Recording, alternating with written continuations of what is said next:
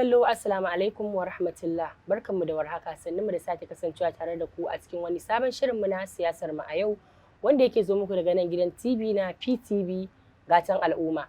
Shirin siyasar mu a yau dai shiri ne da kan kawo muku matasan 'yan siyasa domin jin ra'ayoyin da yasa suka shiga siyasa da kuma abubuwan da suke so su cimma ko kuma abubuwan da suke so su tallafa al'umma da su. A yau ma shirin namu ya anshi bakuncin injiniya Abubakar Idris wanda aka fi sani da Abu Zidane.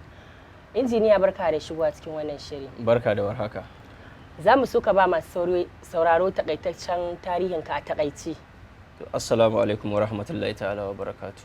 Wa sallallahu wa sallam ala sayyidina Muhammad Rasulullah sallallahu alaihi wa sallam. Rabbi shrah li sadri wa yassir li amri wa hlul 'uqdatam min lisani yafqahu qawli.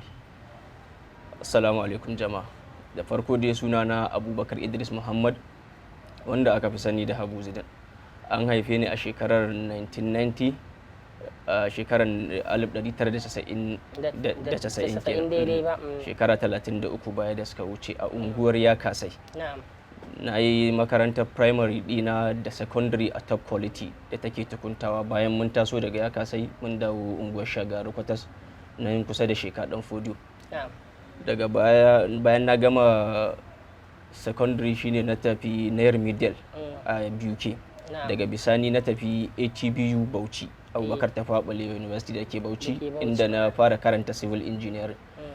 To muna cikin karatu ne, bayan mun je aji biyu aka samu matsala ta yajin aiki lokacin shugaba Jonathan. To daga nan ne Allah ya taimaka muka samu admission a China, wanda muka koma Shenyang University of Technology. Shi ma nan na karanta civil engineering, wanda ne graduation a 2017. Daga nan kuma na zo na yi service dina bautar ƙasa a wani gari? A Kogi State. Kaba local government, inda na yi PPA dina a Ukene. To daga lokacin nan ne kuma muka tsunduma cikin siyasa ka'in da na'in, wacce dama tun a baya a jami'a muna da na riƙe assistant secretary na hukumar ɗalibai ta jihar Kano. Lokacin mai tun kana biyu ke din kenan? A lokacin a ATBU ne. Lokacin mai tama shine shugaban ɗalibai na NACS. Shi kuma SA na gwamna Bello Nuhu Bello shine shugaban ɗalibai na wannan jami'ar. To dan takaitaccen tarihi na kenan a takaice. To injiniya, za mu so ka gaya masu kallo a ƙarƙashin wace jam'iyya kake wannan takara ta ciyaman, kuma a wace local government ne? To shi kenan, gwara dai a faɗa da baki, amma dai ga dukkan alama ga identification ɗinmu na. Ina ƙarƙashin NNPP ne. New Nigerian People's Party. Tsagin Kwankwasiya. To a wace ƙaramar hukuma kake neman takarar shi ciyaman ɗin? A ƙaramar hukumar Kumbotso insha Allah. Masha Allah. Za mu so ka gaya wa masu kallo me ya jawo ra'ayinka har kake tunanin kana da wani abu da zaka tallafa wa mutane idan ka shiga harkar siyasa har ka shiga? To gaskiya abubuwa ne da yawa. Ƙalubale da yawa tun ba ma mu local government ɗinmu ba. Ƙaramar hukumar mu tana cikin wani irin yanayi na koma baya. Idan kika yi kusanta ta ko kika kamanta ta da sauran ƙananan hukumomi da suke kusa da mu da kuma waɗanda suke nesa da mu. Muna ganin abubuwa na alkhairi a wasu ƙananan hukumomi wanda mu sai dai mu ji ana yi a wasu wurare. Matasanmu, mata, yara suna cikin wani hali. Mun zama asalin koma baya da mulkin babakere da hamburin haya. Rashin ilimi, rashin aikin yi, rashin tsaro, rashin sana'o'i ga matasa. Wannan duka kalubale ne wanda suka yi mana da baibayi tun ba ma mu a Kumbotso ba. Wannan ne yasa a matsayinka na matashi kake ganin kana da gudunmawar da zaka iya ba matasa 'yan uwanka? Sosai, kwarai da gaske. Wannan shine dalilin da ya zaburar da mu, muka ga ya kamata tunda muna da gudunmawar nan, kuma alhamdulillahi iya gwagwarmaya da mun shata mun san yadda abubuwan suke, to muna da gudunmawa sosai wacce za mu iya bayarwa a canja wannan tsari insha Allah. Shin injiniya, kafin wannan jam'iyya ta NNPP ka taba yin wata jam'iyyar ko kuma a jam'iyyar ne kake tunanin kana da ra'ayin da zaka fito takara? Mun yi jam'iyyu kala. Kamar wacce da wacce? Tun daga kan PDP lokacin injiniya Dr. Rabi'u Musa Kwankwaso mulkin shi na farko. Muka yi PDP, muka zo muka ƙara yin PDP, sannan muka zo muka yi APC, daga baya muka sake koma PDP, sannan kuma muka dawo wannan jam'iyya ta NNPP. Kana dai tafa kafar shi. Kafar shi ma. Na'am. Za mu so ka gaya wa masu kallo, shin ka san Bahaushe yana cewa Juma'ar da za ta kyau tun daga Laraba ake gane ta. Shin a yanzu akwai wani tsari da ka shigo da shi wanda kake taimakawa mutane don su gane cewar wannan idan mun tura shi inda yake so mu tura shi zai mana abin da ya kamata? Tabbas akwai tsararruka kala-kala. Kamar me da me? Akwai tsararruka irin tun kafin fasihin gwamnanmu mai tausayi ya zo ya ɗauke wa mutane biyan kuɗin makaranta. Tun daga wannan kafin wannan lokaci akwai yara waɗanda mun ɗauki nauyin, wasu mun rage musu, wasu ma kuma gabaki ɗaya muka biya musu. To abu ne da yawa. Akwai kuma tsarika irin na taimakawa marayu, taimakawa marasa lafiya, da kuma taimakawa matasa da aikin yi, wani lokacin a gwamnatance, wani lokacin kuma a bangaren kasuwa, da koya sana'a. Inda muke da alfarma za mu nema mu tura a ba mutane sana'a na tsarin dogaro da kai. Wannan kaɗan daga cikin abubuwan da muka yi akai, har a harkar wasanni ma mun tallafa mutane da rigunan wasanni, kayayyakin wasanni da kayan bal, da kuma haɗa gasa ma wacce za ta tafi da ta haɗa kan matasa domin samun aikin yi su kai ga mataki gaba. Masha Allah. To injiniya, za mu so ka gaya wa masu kallo dai cewar shin idan ka samu wannan kujera da kake nema, waɗanne irin ƙudurori ne a ranka waɗanda kake ganin za ka iya taimakawa al'umma da su, duba da yanayi na yadda ake ciki a halin rayuwar da ake yanzu?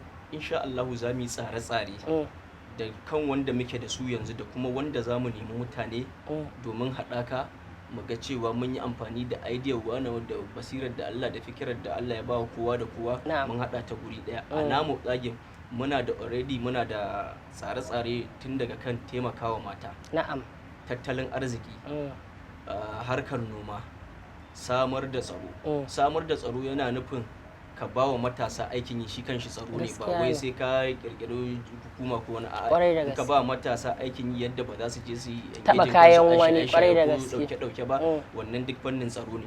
Da kuma samar da inganta makarantu wanda suke karkashin local government din, insha Allah.